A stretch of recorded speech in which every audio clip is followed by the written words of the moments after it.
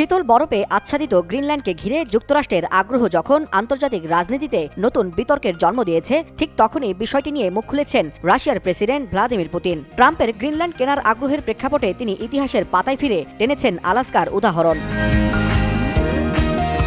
Putin বলেন, Greenland ইস্যুটি সরাসরি রাশিয়ার জন্য কোনো সমস্যা নয়, তবে যুক্তরাষ্ট্র যে অতীতেও ভূখণ্ড কিনেছে সেটি মনে করিয়ে দিতে তিনি 1867 সালে রাশিয়ার কাছ থেকে যুক্তরাষ্ট্রের আলাস্কা কেনার প্রসঙ্গ তুলে ধরেন। সেই সময় প্রায় 17,17,000 বর্গ কিলোমিটার আয়তনের আলাস্কা কিনতে যুক্তরাষ্ট্র রাশিয়াকে দিয়েছিল $7.2 মিলিয়ন। রাশিয়ার প্রেসিডেন্টের হিসাব অনুযায়ী মুদ্রাস্ফীতির সঙ্গে সামঞ্জস্য করলে সেই অর্থের বর্তমান মূল্য দাঁড়ায় প্রায় $158 মিলিয়ন। আর আয়তনে আলাস্কার চেয়েও বড় গ্রিনল্যান্ড, যার আয়তন 21,66,000 বর্গ কিলোমিটার। সেই তুলনায় গ্রিনল্যান্ডের সম্ভাব্য মূল্য হতে পারে আনুমানিক $200 থেকে $250 মিলিয়ন। আর এমনই ইঙ্গিত দিয়েছেন রুশ প্রেসিডেন্ট ভ্লাদিমির পুতিন।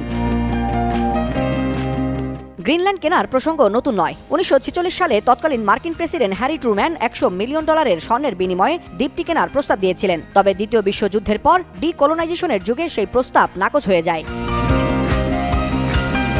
বিশ্লেষকদের মতে, গ্রিনল্যান্ডের প্রতি ট্রাম্পের আগ্রহের পেছনে রয়েছে দ্বীপটির কৌশলগত অবস্থান ও বিপুল প্রাকৃতিক সম্পদ। বরফে ঢাকা এই দ্বীপে রয়েছে দুষ্প্রাপ্য খনিজ, ইউরেনিয়াম, জিঙ্ক ও বিশাল মৎস্য সম্পদ। ট্রাম্প যদি গ্রিনল্যান্ড কিনতে সক্ষম হন, তাহলে গুরুত্বপূর্ণ খনিজ বাজারে চীনের প্রভাব কমানো সম্ভব হবে। আর এমনটাই মনে করছেন আন্তর্জাতিক বিশ্লেষকরা।